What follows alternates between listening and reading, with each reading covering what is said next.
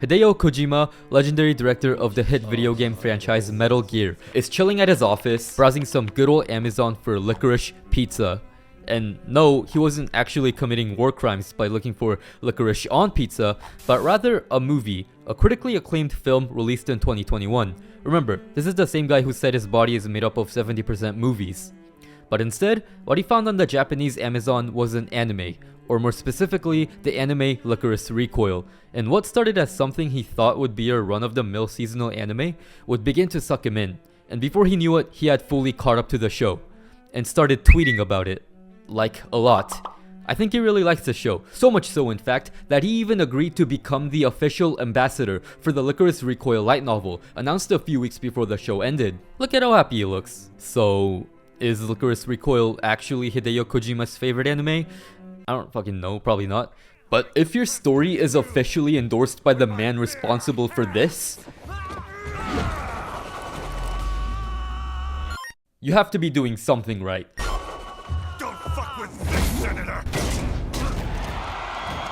So sit back, relax, and let me sell you on this 13 episode ride, which ended up being one of my favorite things to come out in the past years.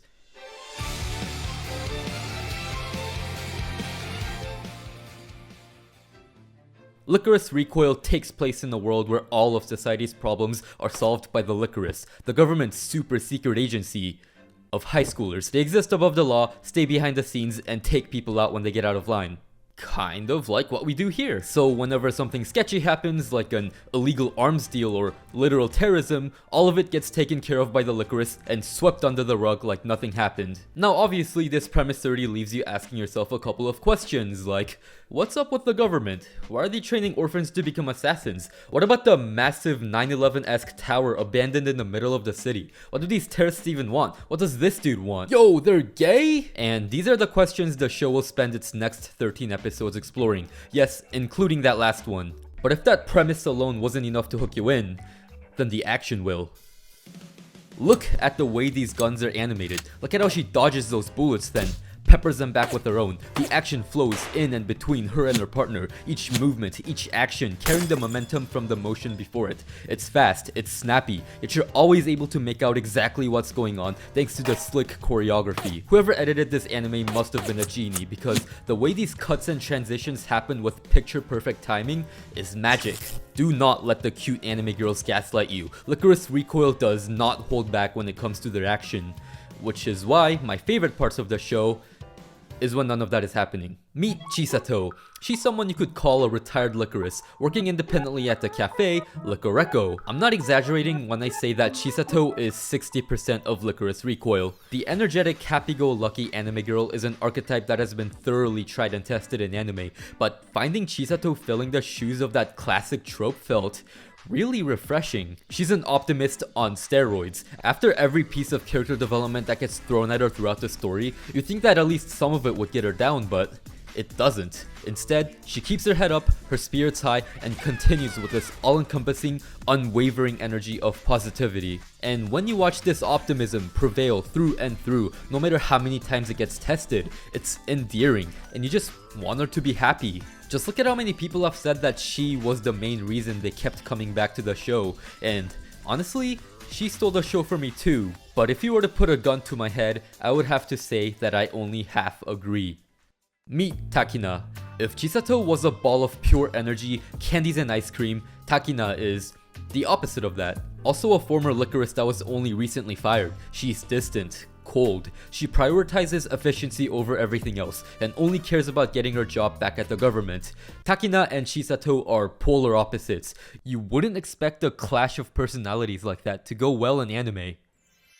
But somehow, they begin to get along. Even if she doesn't entirely see eye to eye with Chisato, she can't help but to still respect her skills as a Lycoris. And as she spends more time at the cafe working with Chisato, some of that blinding optimism begins to rub off on her.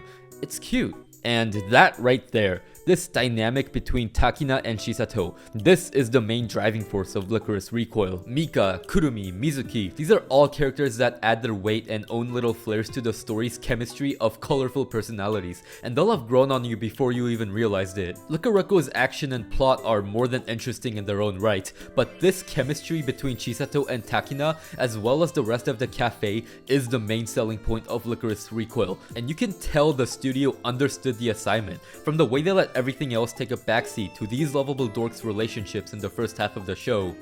But just as the characters are starting to grow on you and you're beginning to get attached to them, those questions from before slowly creep back into the frame. For a show about cute girls doing cute things, this world is pretty fucked up. Some dark stuff can happen.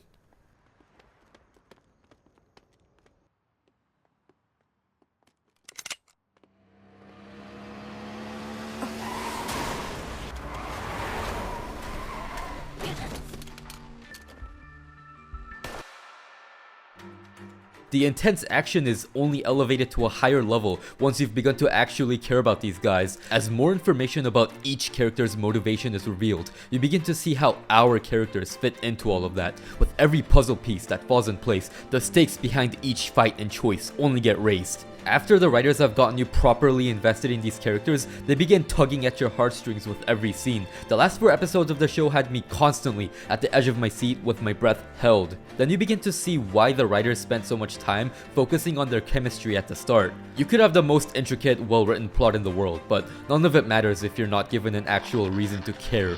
And the writers here were extremely good at getting me to care.